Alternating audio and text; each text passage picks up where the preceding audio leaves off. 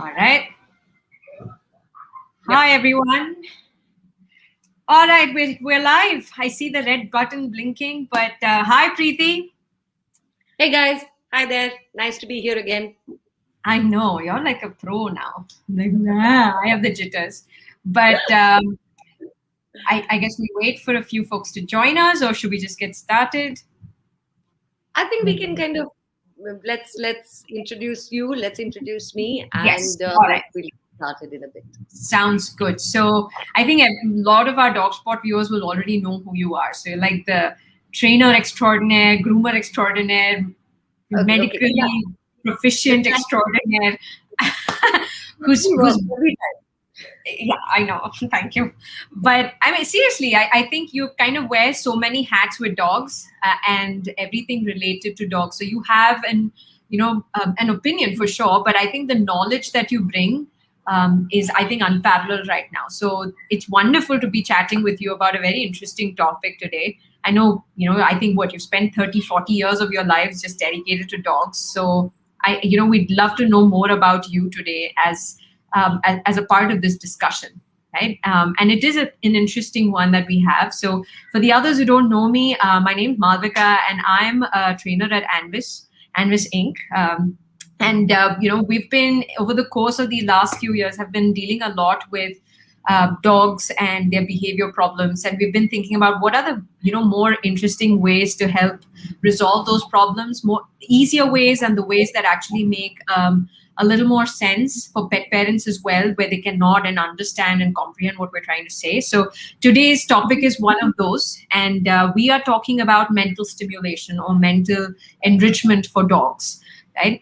It's a scary word. The first time I heard it, I was like, mental stimulation for dogs. What therapy is this? What is going on here? But as we peel the onion, we realize that there's so much to it.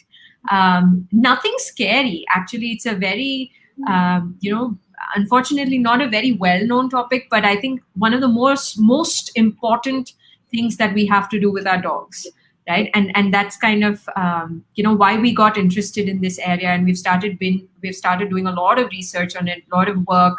And like we were discussing before the show started, our dogs are our guinea pigs right now. We've tried all kinds of things with them. Poor things have been so accommodating with this. And I know we have a few guests here. Meera, hi. Prodigy, good evening. Nice to have you. Thanks for joining us.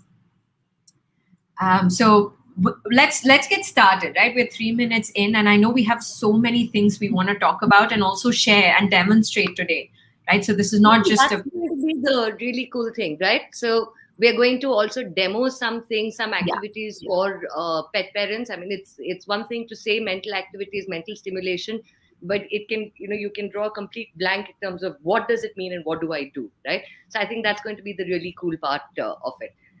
Go on. Correct. One more thing I wanted to add is that Malvika didn't say much about herself, but she's again one of our star trainers at Anvis. Both Malvika and I are trainers with Anvis Inc. And Malvika has a lot of trainings under her belt, especially with beagles. Yes. The beagles, the ones that really require a lot of mental stimulation. Yes. Yeah, that's been Malvika's speciality. Yeah. But you know what? I love it that these dogs challenge us. So during our trainings, I don't know if everybody wants to listen to that, but I think while training, we have realized that it's not just about commands anymore, right? It goes well beyond that.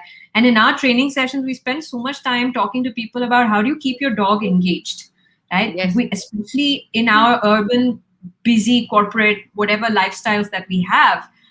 It's nice to have a companion in the house, a four-legged friend, but they need a lot of work and they need to be engaged for a majority of the time. So this mental stimulation plays such a key part of it. So Preeti, why don't you just talk about what you think mental stimulation is? And I mean, there are many long-winded answers to this question, but I think that it just comes down to getting your dog to work their mind, right? I mean, it's as basic and as simple as that. Get them to use their mind. At the end of the day, I think it's important to remember that most of the dogs that we bring into our homes today as pets were not traditionally dogs that stayed as pets with nothing to do, right? It's you don't bring a dog into your home, ask him to sit on your pillow like Nila is doing right now and do nothing, right? They're not going to be able to do that 24/7. Most of them are dogs that had a job of some sort or the other. And it's important to make sure that they get a chance to use their mind, that they get a chance to be independent thinkers, think for themselves. And it's incredible what you see when you start doing this with your dog. I think I know I saw it with my own dogs, that the first time that I started working with my dogs in any way, or playing with them, or playing very specific focused games to get them to kind of think, they just don't know what to do, right? And that's kind of sad because they've never really been given the opportunity to do it. It's no other reason except that they've never been given the opportunity to make those decisions for themselves, to think for themselves, to identify what they want to do or don't want to do. And from there on, it's just been a journey of discovery. Now, when I pull a game out, or when I pull a box of treats out and say, okay, dogs are all waiting because they know going to get to do something exciting. They get to think, they get to do. It's so much about getting them to think and do, right? I think that's the biggest, that's what it comes down to. That's the baseline. Right. No, absolutely. I keep telling our pet parents we train, like, our dogs primarily are unemployed at the moment, right? Yes. They are unemployed, and unemployed dogs, like humans, unemployed, stuck in a rut, they can get bored, they could get depressed, they could be misbehaving, they could try and do different, naughty things in our parlance to get our attention. So we have to find a problem for their unemployment. And that is, mental enrichment. We have to give them an avenue or an outlet for them to channel that energy, to channel their intelligence, to do interesting things. I mean, they want to have an active lifestyle. It's not just about a walk, right? I think now we are far more educated to know that it's not just the walk that a dog needs. There are additional things that need to be done in order to keep the dog well engaged, right? And that is important for us. So I think a lot of pet parents come back to us even in training saying, but I've got my dog so many toys. He has 3 tugs and 4 balls and this and that. Why is he destroying my furniture? He's so hyper. He doesn't want to play with his toys. Giving your dog a chew stick and saying, okay, go for it, or giving your dog a tug toy and saying, or figure it out, or any of your passive toys, so to speak. That's not mental enrichment, right? Your dog is still coming back to you, is still coming, is either destroying your furniture or running around, having the zoomies, running around like crazy, doesn't know what to do, barking all the time, frustrated, out of control, in so many ways, right? So many things that they're doing. It's not just toys. There is more to it than that, right? It's not enough to put those toys in front of them and say, I'm done. Correct. You don't want to spoil that. I mean, I mean, we just finished another session with a parent who said, my dog doesn't seem to be interested in toys at all. I've brought the best ones, the most expensive ones. We spent 5,000 rupees on toys. And I'm like, my dog is the very proud owner of one toy. Right? But she's still... I hear you. It's about how you engage with the dog, right? And that's what we'll have to, talk about today, because it's important, I think. And it's also our job as people who have worked on this with dogs to talk about the benefits, right? Yes. What a magnificent difference, significant difference it makes in a dog's life when we just introduce mental stimulation, right, in their day-to-day activities.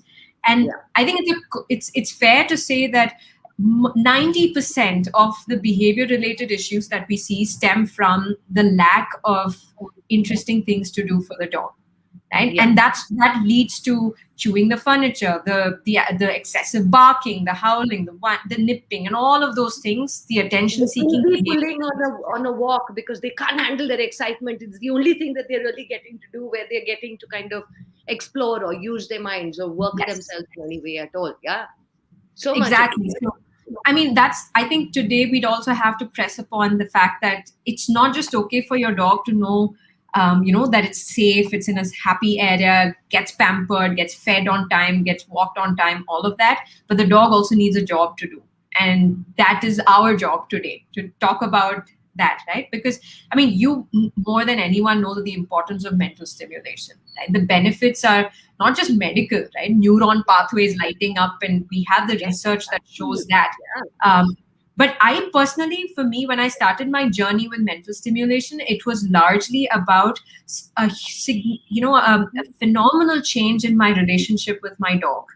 We went from a very transactional obedience training kind of thing, or a walk, I'll take you for a walk, that's my job. It went from that to being a really good leader. It was a very confident partner in crime, whatever that may be, whatever mental enrichment activities we did.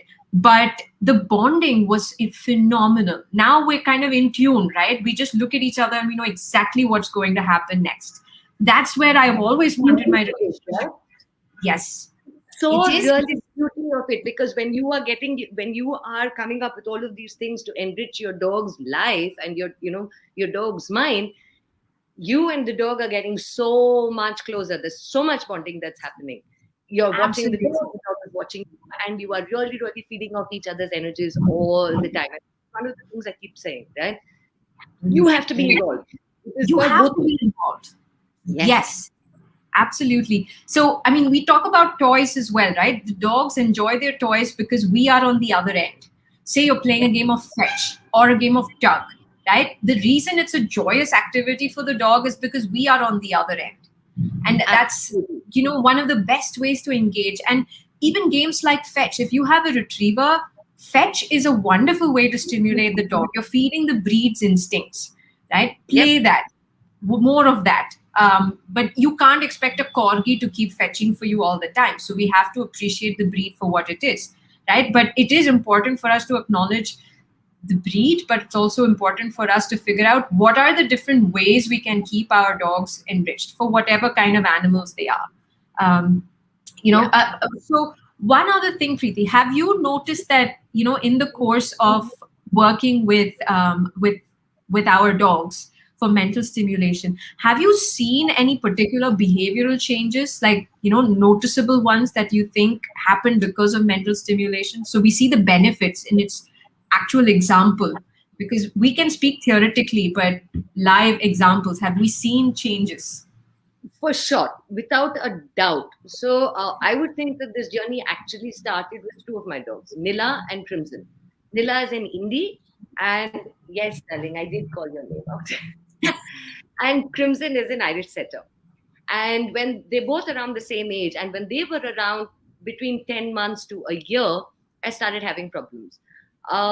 Nila, as an Indie, started going after some of the other dogs in my home. I have 8 dogs at home, so there was a little bit of chaos.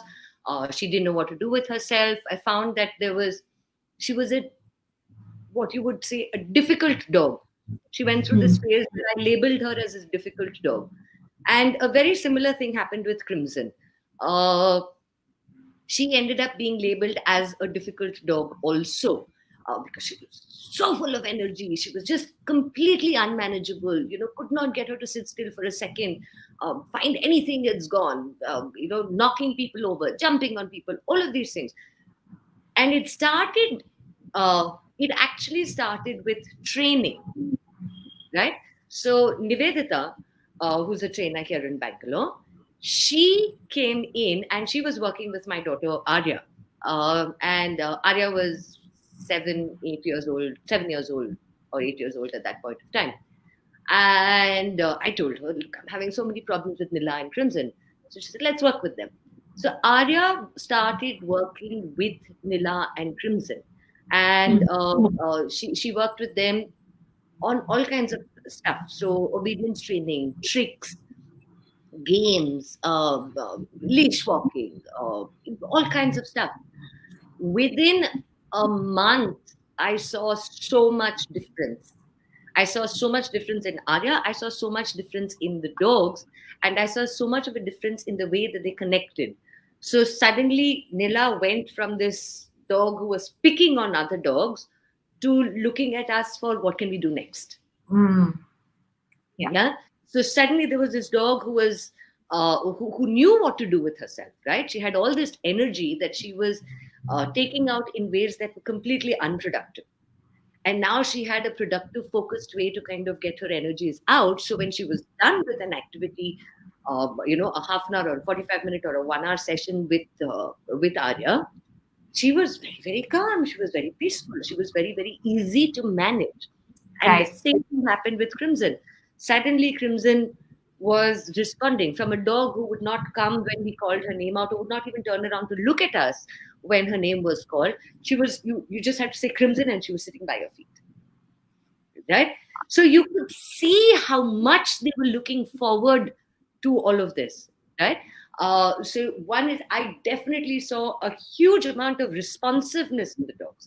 I saw a huge change in their behavior towards us, towards Arya, towards me, towards all the people in the house, towards the other dogs.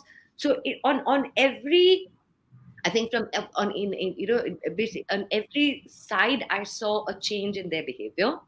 Yeah. Second is that they became a lot calmer as dogs. They became a lot Yes. calmer. Yes. That's the big thing, right? Much calmer. Because they were calmer, their relationships with people improved. Their relationships with the other dogs improved. They became far more responsive. They became far more open to communicating with us, right? So Correct. if I'm calling you, then you're coming because there's something going on. There's something inside. There's something fun. So they were now no longer dismissing us. They were no longer ignoring us, but they were right there. When we called them, they were so much more responsive. Uh, Walks became easier. I mean, everything, every single thing, their personalities changed completely.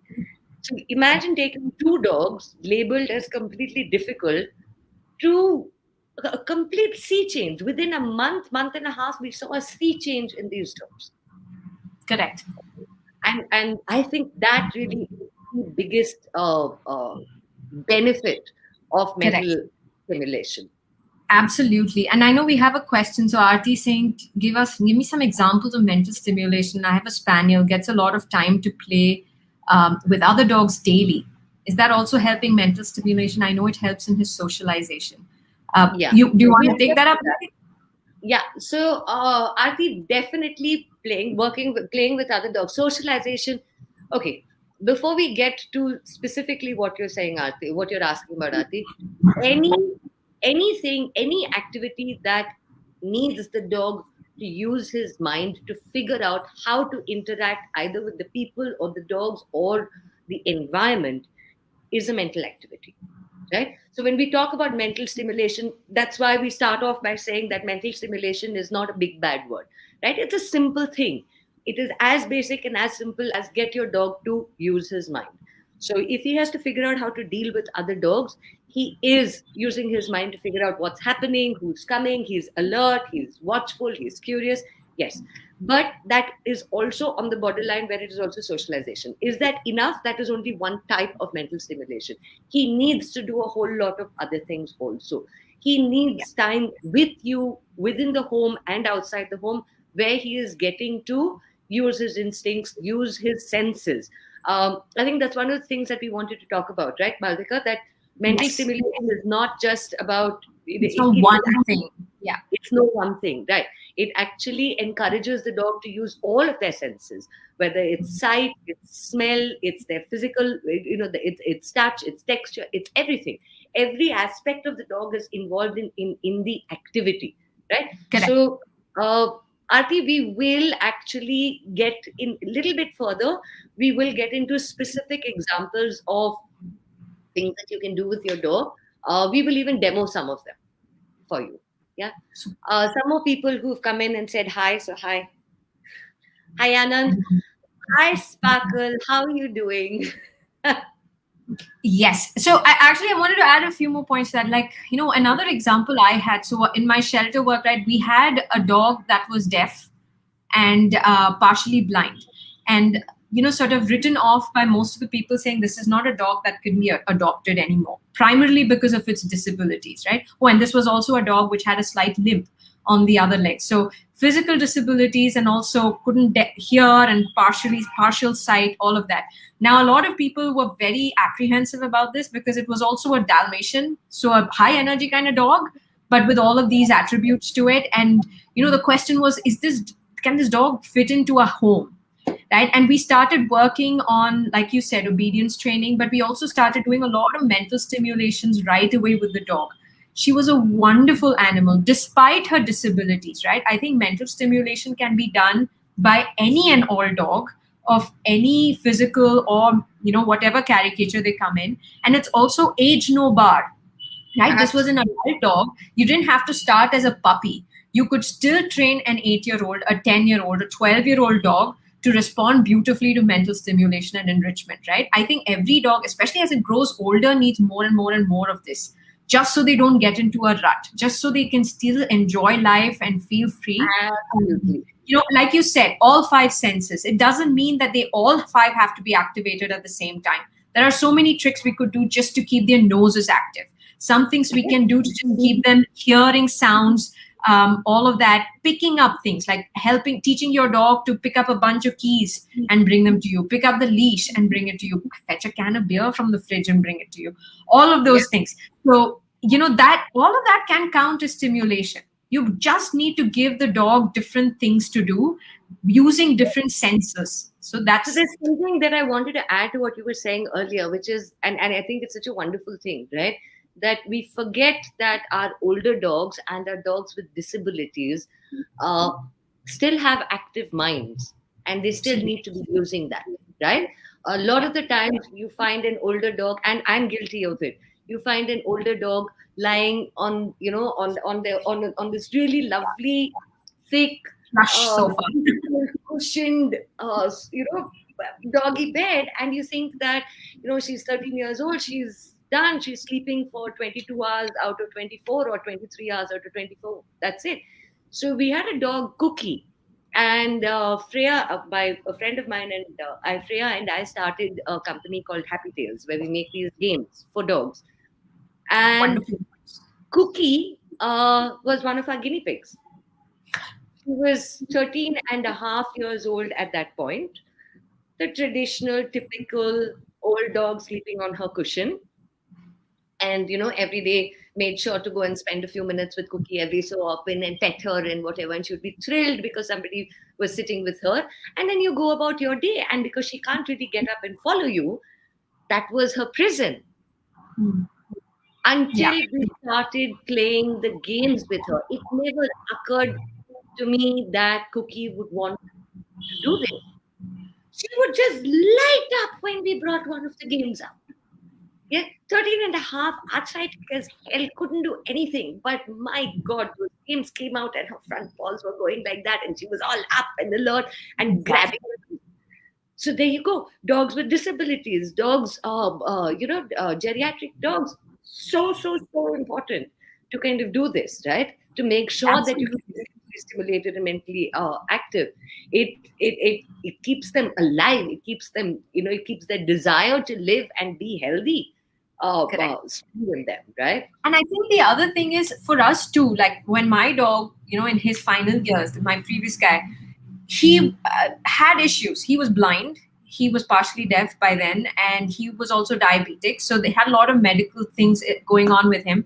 But every time, he saw my pajama out, or if he saw my, laundry basket come out, he knew that there was something coming up that was going to be so much fun. And despite he didn't need to see anything and he didn't need to hear anything, he didn't have to walk too far, but it was enough activity to keep him engaged. But the best part, for me, it was a huge dopamine rush because I was like, he's happy again. And seeing my senior guy happy, that was the pick-me-up I needed, right? Looking at him just sleeping, looking at our older dogs, right? Just sleeping around, lying around. We get used to it, but we forget the pups that they were and how much energy and, unbridled joy they used to exhibit. I think our responsibility for us to maintain that joy and happiness and that eagerness to continue with life as our dogs get older. And I feel this is one of the ways to do it. Yes, absolutely. Especially living in an urban environment where we don't necessarily, our parents and our grandparents raised dogs. They didn't do all of these things, right? And what's the big difference? It is that the dogs actually got to go out. They spend large parts of the day outdoors, watching the environment, seeing what's going on, exploring everything, sniffing everything under the sun. right? So they got to do so many of those things. Today we live in closed. Why is it becoming such a big word today? Why has it become such an important phrase in pet parents' lives today? Because we live in closed environments where we can't take our dogs to places where we can either let them roam free, explore for themselves, or even think for themselves, right? They're stuck within the four walls of our house, and we still have to give them a way to use their minds and still feel productive and feel good about themselves, right? Correct. Absolutely. And I know you guys did an IG live last week about pandemic puppies and pandemic dogs, right? And I think right now that most of us are either just coming out of lockdown or are continue to remain in lockdown, it's still a wonderful way for us to keep our dogs engaged, right? A lot of people say, well, I just haven't been able to walk my dog enough. My dog's not getting enough exercise. What do I do? And a lot of these pandemic puppies, unfortunately, have had to deal with that. But this is a fantastic way for us to keep them exercised. I mean, we all know it, right? 5 minutes of mental exercise or nose work is like 15 minutes of a walk.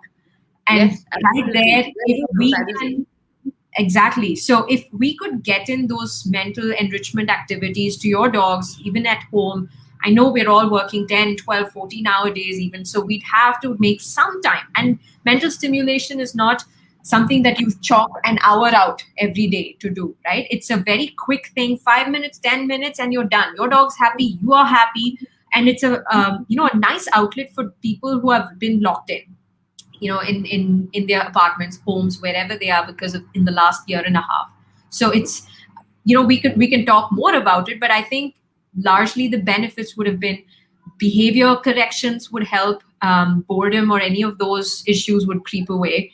Leash walking improves. We also have a well-behaved dog with us because it's a well-stimulated dog, right? The benefits are plenty, but I think for me also very selfishly, I enjoy it because I have a fun time more than the dog. Right? I completely agree with you. Absolutely. It's so much fun to get that engaged with them and to kind of do them and see them all light up. Absolutely. I mean, it's a lot of people say, well, how do you teach your dog tricks? And I'm like, my agenda is my dog needs to learn a new trick every other week. If she doesn't learn it, it's not for her. It's problem for me because I get bored. I'm like, what else can I teach you today? And that's a fun way for us to keep engaged with the dog. So now the dog's like every time mom comes in with the treat dabba, then okay, something's happening today. Very good. So we learn something. But it makes world of a difference. Okay, maybe we can also, I mean, we've talked so much about mental stimulation, and let's maybe quickly run through what we mean when we say that you can do mental stimulation at home. So what are the ways in which you can mentally stimulate your dogs? First, is a walk a mental stimulation exercise?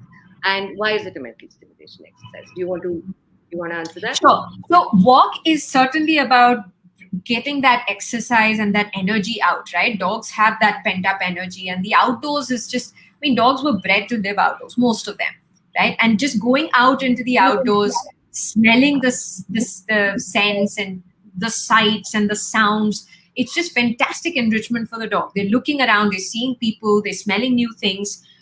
It's a wonderful way of, it's like Netflix binge for them. That walk, right? Any show you want is on that footpath, on that sidewalk, they're getting it. And one thing is what pet parents also do is that a lot of pet parents look at a walk as just exercise, which means that there is this risk. I'm going on a jog and my dog, my dog is kind of jogging along. Exactly. No, I don't do that. In fact, for me, I believe that the walk has to be a combination of both, right? It can't just be a stroll. Because then, if you have some of the other higher, stronger breed dogs, you're going to run into other issues on the walk. But you absolutely must allow your dogs to sniff around. You must give the dogs their time to explore their environment, smell the sights, to know that, 4 doors down, I have a dog that loves his chicken, and 5 blocks down, there's a cat that loves its mice, right? They need to know that. They need to sniff it out. They need to know their environment because dogs generally like to know, where they live, what kind of place is it, what kind of people live here, what are the animals here. It's very important for them. It's like the daily news, and you have to allow them to do that. So walks, absolutely, it's not just a physical activity for them, it is a mental activity for them. So For Seema sure. has a question, and she says, "But are walks all that important, especially for a reactive dog?" So Seema, I don't know if that question has a straight up answer, uh, Yeah. but I'm going to really take it on the face of it. I mean, you would need to talk to an expert to figure out what your dog is reactive to, why is your dog reactive. So the whole blah blah blah of all, figuring out the back end and the history of it. But yes, walks are absolutely, absolutely, absolutely important. Whatever your dog may be doing at home, it is as important. I mean, think about how you have felt, or how any of us have felt during this pandemic when we have not been able to leave the house. Forget a year. I mean, just for the first 1 month, most people couldn't, right? We needed a change of environment. We needed a change of scene. We just wanted to open our front doors, look out, and say, okay, I see a tree, right? It could be as simple as that. It's no different for your dogs. Your dogs also need that change of environment, that change of pace, that change of scenery. It's very, very important. And if your dog is reactive, like I said, on the face of it, I would actually think that it's all the more important, right? If I Mhm. hide my dog away at home and my dog is reactive, let's say to other dogs, my dog is always going to stay reactive to other dogs. Instead, I need to figure out how to desensitize my dog to other dogs so that my dog can stop focusing on other dogs and then enjoy the walk. Again, I'm saying this is just on the face of it. We would need No, to I know think a it's lot more. reactive to other dogs or stray cats. I think that's what Seema is Stray talking cats. about. So it's So a then you have to really socialization. do, yeah. So then you have to really do this whole desensitization thing and get your dog to figure out that ignore the dogs, ignore the cats, focus on me instead. So desensitization in this case would be a certain amount of obedience training, building a bond, increasing the responsiveness of the dog. So there is a whole lot of work that would go into ensuring that your dog and you can enjoy that walk, right? So I don't think that it's okay to say that because my dog's reactive, I won't take my dog out for a walk. You can. There is definitely a way to work around that, and in the bargain, I think that you would end up solving a whole lot of other issues as well without even kind of realizing it. Malvika, do you want to add something to that? No, absolutely. So for me, I personally think walks are really good for reactive dogs because two things happen. One of them is if you're able to get a good walk out of the dog, that means the dog has found you to be far more interesting than any other distraction on the street. So a stray cat or a stray dog or any other human or any other moving motorbike or a loud bus, they can all throw the dog off its game, right? But if the dog has built a bond with you and trusts you and they look at you for guidance and leadership saying you're in control, right? And you take control of the walk and you are building that, you know walks are good for you, let's go, it's a bonding exercise. I think that really helps the dog in sort of kind of heaving a sigh of relief saying, okay, this person knows what they're doing, I'll follow, right? And Yeah. that's a huge thing. And but it doesn't come naturally. You can't be nervous on the other end of the leash. Mental stimulation certainly helps because you build that bond with the dog indoors. You will work on desensitizing, like you were talking about, Preeti, socializing, desensitizing. Again, you're teaching the dog to not react, but to enjoy its walk instead, right? Let's go out in the world, explore, forget about that. Let's look at what else is out there for you to enjoy and sniff and you know um, appreciate. So I think that these things are important. Walks are so vital for them. It's Absolutely. and for us too. I think it's a wonderful communicating activity have with our dogs. Yep. So we were also talking about, okay, we were talking about walks. What are the other things that we talk about when we talk about mental stimulation or mental activities? Let's call it more mental activities than stimulation. So Yeah. it's So easier to kind of relate to it. because I think for us, right, mental stimulation, I think we spoke a lot about engagement and building a relationship, but not to scare people away. That's not the only way, right? There are mental stimulation ways we can do where we are not actively involved, where we give the dog a job to do, like a puzzle to solve. So I really like, and I kind of tell my pet parents, Kong toys are wonderful for that, right? They are excellent mental stimulation. You don't have to be sitting there holding the Kong and trying to play with the dog, right? Make the Kong interesting, stuff it with interesting stuff, freeze it if possible, give it to the dog. It's a puzzle that the dog has to solve. Wonderful way for the dog to learn patience. It also teaches the dog, how do I get those things inside the Kong out? They're using their head. Should I lick? Should I wait? Should I toss? Should I roll? Should I drop? All of those things. Now, when your dog is thinking about all these activities, it's a fantastic stimulation for the dog. So I, in fact, tell parents, when you know that you have a few hours blocked where you just don't have a minute to spare for the dog, offer them, prepare in advance, give them a Kong toy. So it's a lovely mental activity to play with them, right? It's even food dispensing toys, right? The ones where if your dog is just an inhaler of food, give them a food dispensing toy. So it teaches them patience, and they're working. They're using their head to eat their food slowly, to work to get their meals. It's a job, right? You Yes, work, so you get your absolutely. meal. Yes. Um, Yeah. this I think is an important element of in our dogs' lives, right? Free food is something they always get, but let them work towards it. So Kongs, food dispensing treats, all of these toys do help, right? And Absolutely. that's one part where we don't have to be actively involved in engaging with the dog, but it still forms a part of mental stimulation, or canine mental enrichment, or however we want to call it. But Yeah.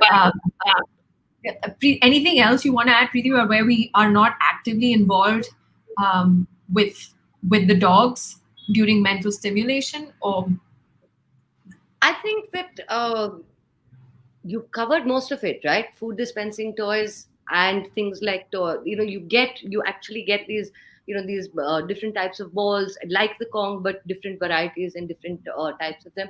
I think that's great. The other thing that I was thinking about is dehydrated bones that we talk about, right?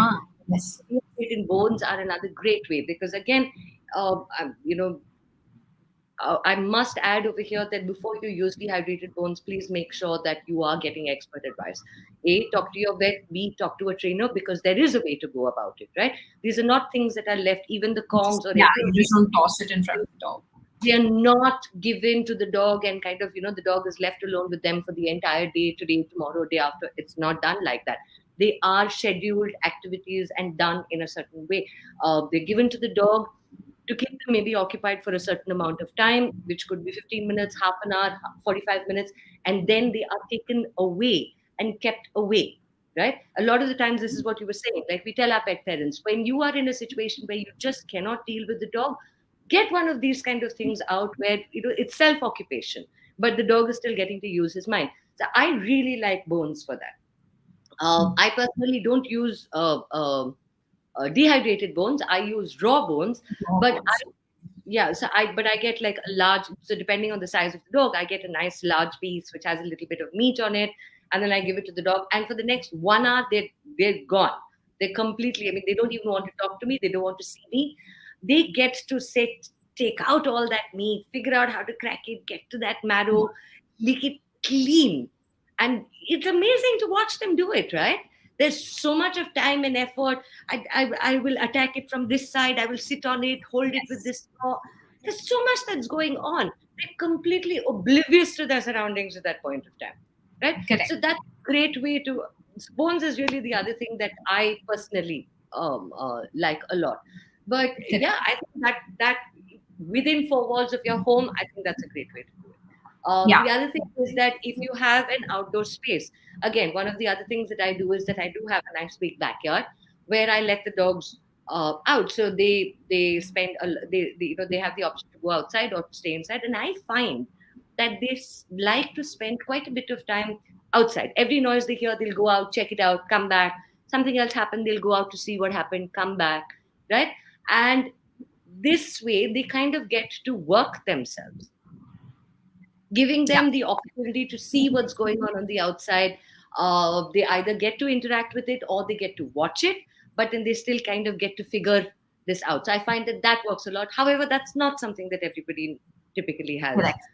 access. But on the same note, this is something we also have done, right? And what I would do when I have a psycho dog at home, hyper dog, right? Level 3 of level 3 dogs. So this one of the things that we did was, when as a pup, right, we can't always be around her, managing her, checking in on her. What we used to do was you kind of create a treasure hunt of sorts. right? So even if we didn't have a backyard, we would still, while she's fast asleep, go around, lie some treats, hide them around in different nooks and crannies, and then let her just sniff it out. So even after she had pretty much her entire meal used to be fed that way early on. And she would go sniff out her meals, different corners. Even after she'd finished everything we'd laid out, she would continue sniffing the house, hoping that she hadn't missed something. That was a solid 15 to 20-minute exercise. But after that, she was knackered out. We knew that this was time to take her out. Potty training sorted itself out, and we also knew she was ready to go back to bed again.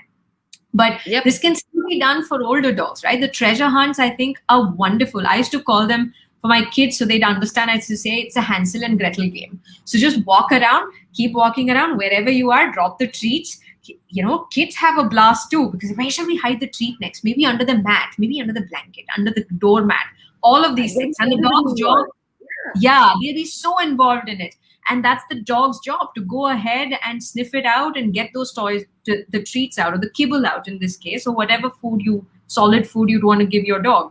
But this, again, right, we don't have to be actively engaged. We just set it up for the dogs, and then it's playtime for them, right? But do you want to demo the box game?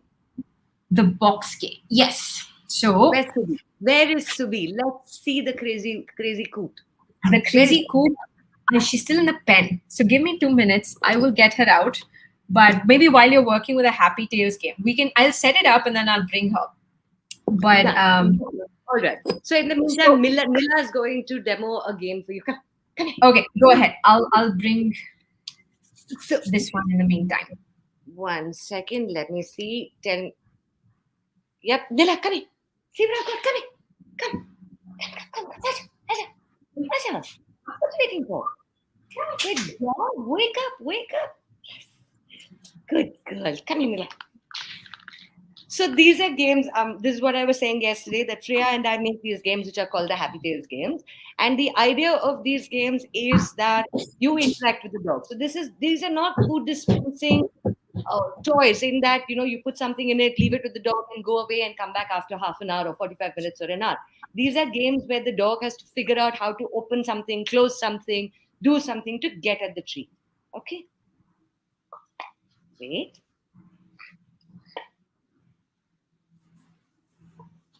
Find it, Mila. Find it. Where is it? Yes. Good job. Good girl. Is there something here? Where is it? Yeah. Get it.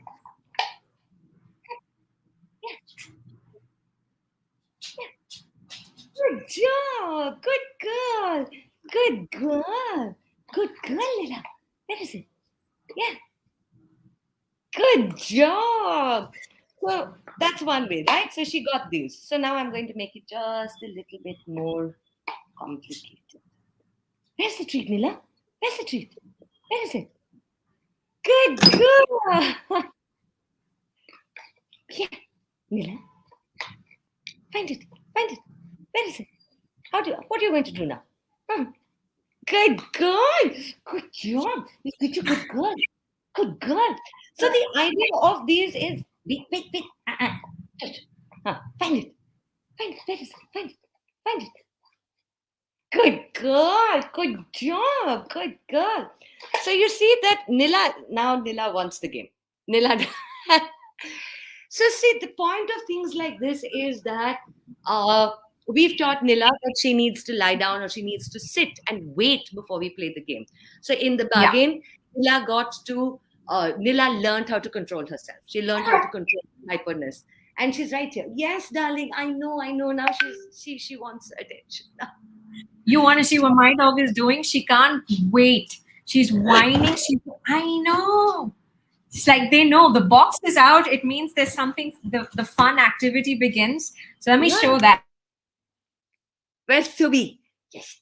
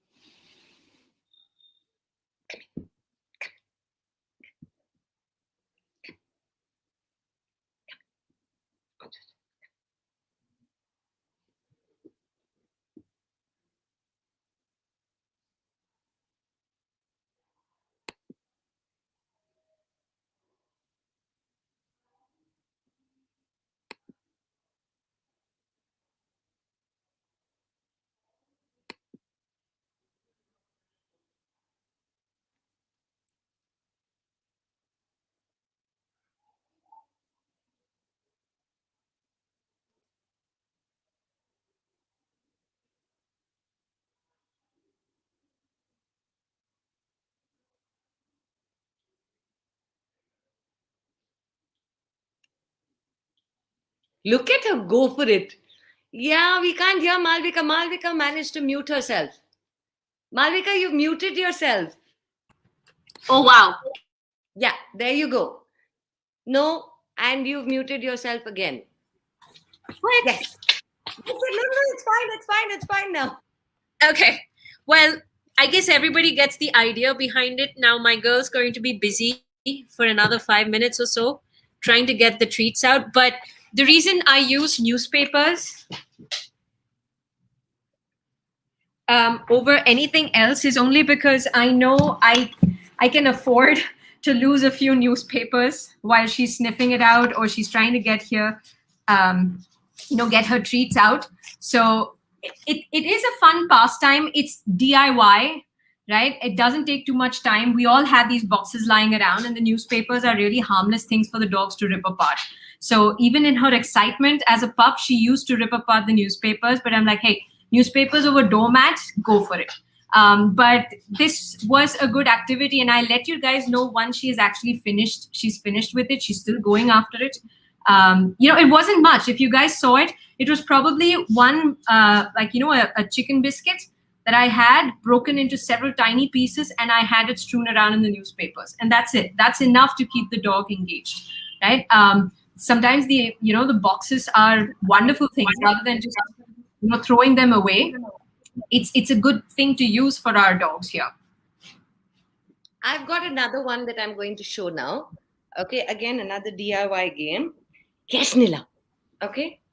This is just a towel which has some treats somewhere hidden inside it. Nila, find it. Where is it? Where is it? Find it.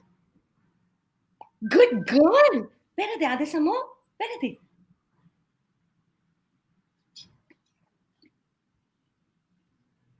Where is it?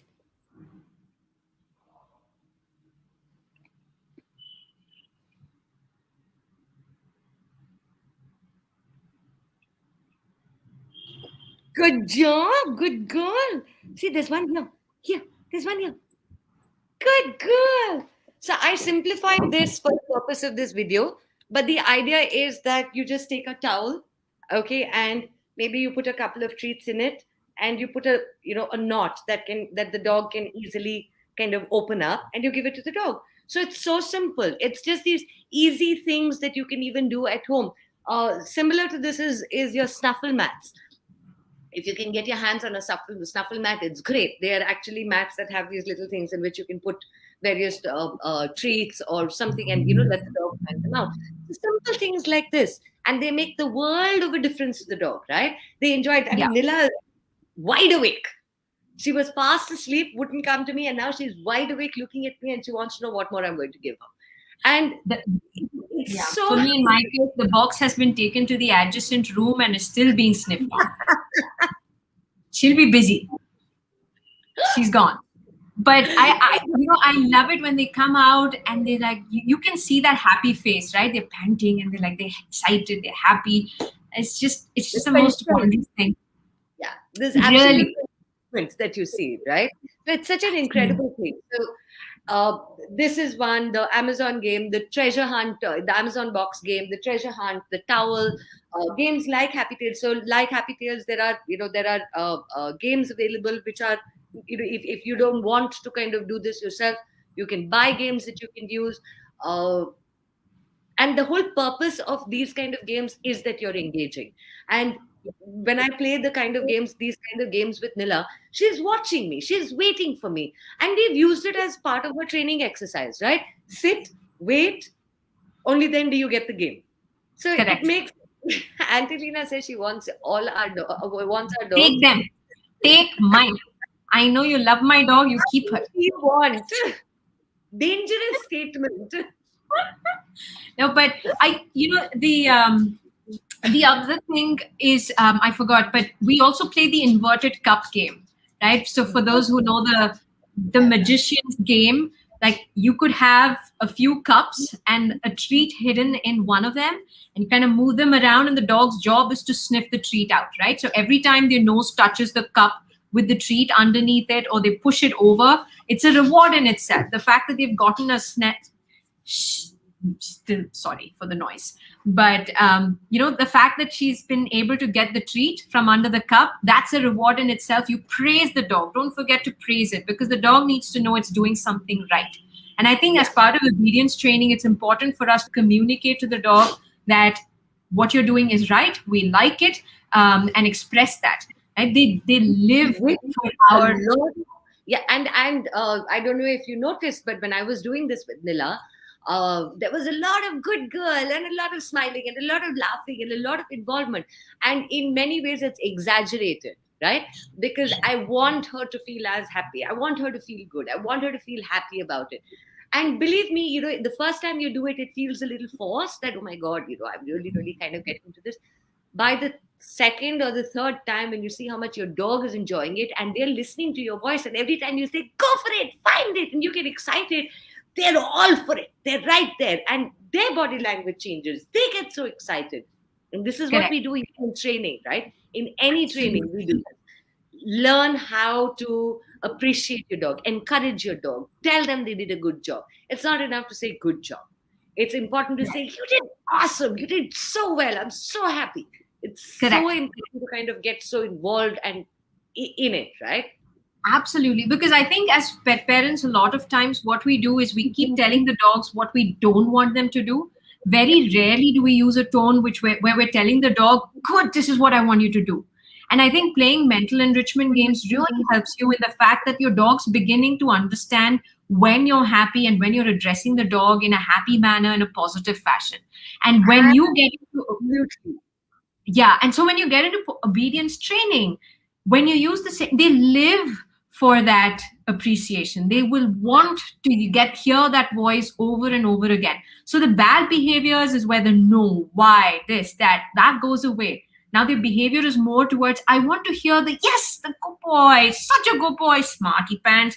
They want to hear those words, right? Rather than the no, No, but no dog wants to hear that. But I think we give them, this is a sort of training as well, where we're teaching the dog that this is behavior we like.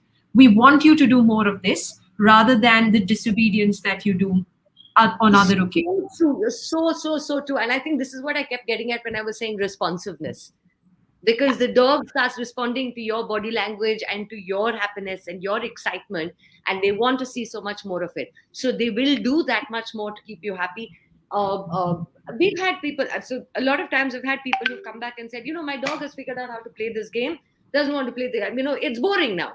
And we keep telling them that it's not. You can play the same game 10 times a day, every single day for the rest of your life, for the rest of the dog's life. And they're going to be just as excited to play it. The boredom is in your mind. The dog is playing for you. The dog is playing because you're excited. You're excited. Yeah. That's what they want. So, yes, invent new games. Find things around the house, invent new games. We've given you a few. We've given you the treasure hunt. We've given you the Hansel and Gretel. We've given you puzzle games. We've, the Amazon box, the towel. You can take a pillowcase and put stuff into it and a few treats into it, and give it to the dog. Let them figure out how to get it out. So you can make all of these games. You can buy them. You can do all of that.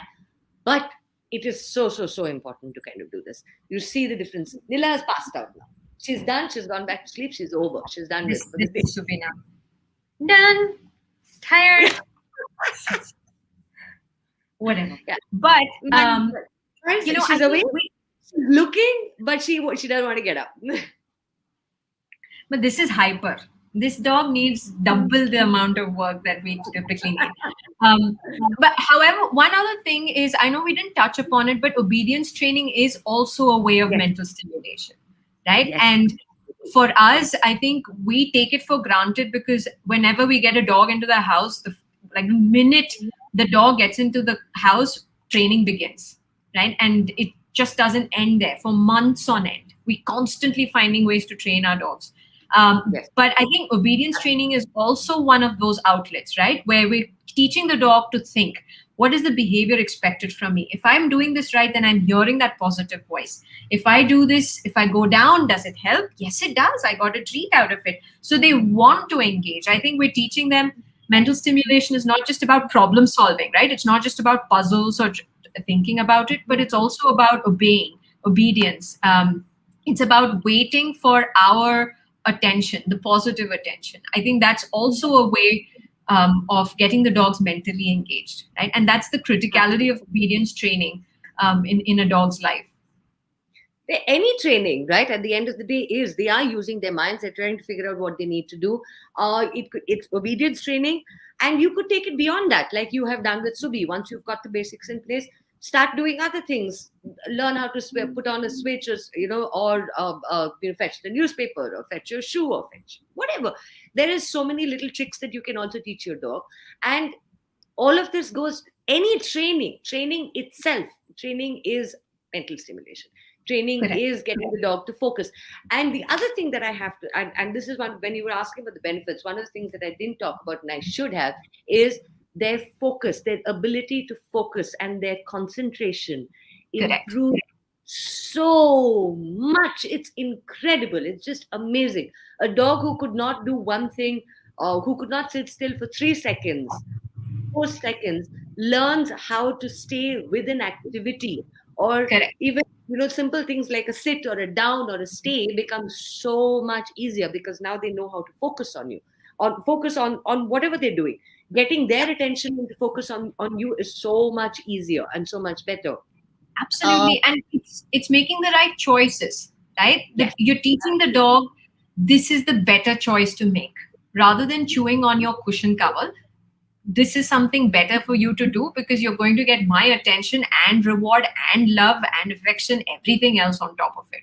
So it's, I think it's a very wholesome exercise for us to do, not just for the dog, but even for our, like we keep harping about it, but our relationship and our bonding with the dog.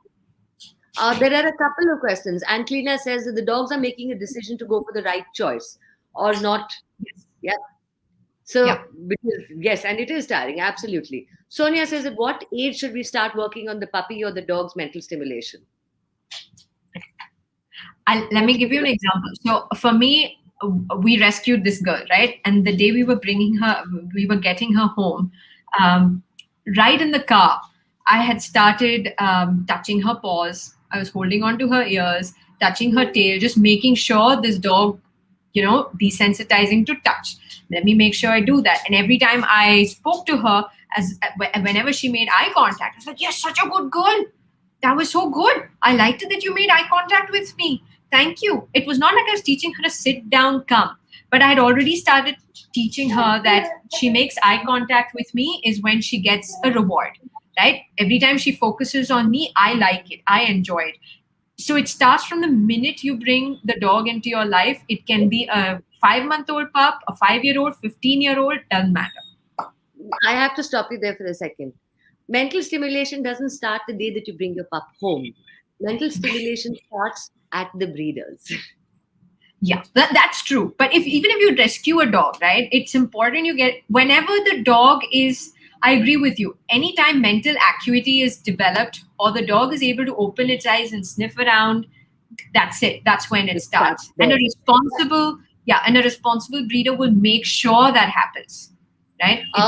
We start with our puppies. I used to breed wire-haired Dachshunds, and we actually start, by the time they're 3 weeks old, we have started putting things into their pens. By the time they're 3.5 weeks old, we've already started introducing things into their pens for them to figure out what to do with them. If I move it, if they move it, what happens? We start rolling things. We start introducing them to all of these things, and it is all mental stimulation. Now, a dog that actually has maybe stayed in a single space without all of these things is going to take a much longer time to adapt to their situation or adapt to their environment when they go to a new environment to figure things out. Dogs that are given these opportunities right from the beginning have a far better ability to adapt. So the more you work with your dog, the better you make your dog's ability to be able to deal with its environments, to deal with stress. See, stress is a part of day-to-day life. Schedules change. We can't do anything about it. Something happens. There's a wedding in the family. There's 25 people at home. It's stress. Something else happens. So there's always change. and we cannot. It is not possible for us to control every single thing, but the more you expose your dog, the more you get your dog to work his mind, think for himself, make choices for himself, the better his ability to deal with stress and changes in his environment and Correct. adapt. Absolutely. Yeah. Adapting is so critical. Yeah, we can- Sonia also asked, can we work on this after the dog is about 2 to 3 years old? Of course. I started working with Cookie when she was 13 and a half. Yes, I lost time with her, but of course, you still if need you have a the most question important now, service. start now. Yeah, it's never, ever, ever too late. Right. And everything we've suggested is not going to take a humongous chunk of your time, right? These are short bursts of activity you can do with your dog. Keeps them happy, keeps you happy. And I think you have a much more well-behaved dog at home, just generally speaking. And a much happier dog. Absolutely. A happier dog, easier to manage, everything on every front. Yes. The dog is calm, you are calm, you both have fun together. I mean, everything, right? On every front, it's so much better. Subi wants you. Subi wants the box to be refilled. Not happening. But anyway, anything else to add, Preeti? I think we covered I think most we've of covered pretty much everything. But yeah, I mean, if you all have any questions, feel free to reach out at Anvis. We are trainers. We actually do run mental stimulation activities for dogs. We set up sessions where you can actually do that too. So we have that going. Malvika is a trainer. I'm a trainer. I make Happy Tailz games. Malvika is an expert in mental stimulation. She's had to deal with Subi. So I've had to deal with this hyper one. No, but I think people with energetic or reactive dogs will understand where I come from, which is walks are not enough. Obedience training is not enough. More than that. Yeah, it's far more than, like, she's 8 to 10 kilometers of walking a day, obedience training of at least 30 to 45 minutes a day, and she's still not done. She wants more. And mental stimulation has been a lifesaver, right? It doesn't take a lot of time, but these are quick things we can do, but it keeps the dog well behaved. So Absolutely. Yes. it's a must have for every single pet parent, a must do for every single pet parent, right? It's not complicated. Let the dog use its senses, right? Figure out games where the dog's using its senses, and that's all you need. Yeah? Completely second you on that one. So thanks, Malvika. I mean, I think we are. Thank you. I love chatting with you as always. It was wonderful. No other questions, but I hope people find this informative. Guys, anybody have any questions? Like I said, feel free to reach out. And yes, thank you so much, everyone. Bye-bye. Thank you. Bye-bye.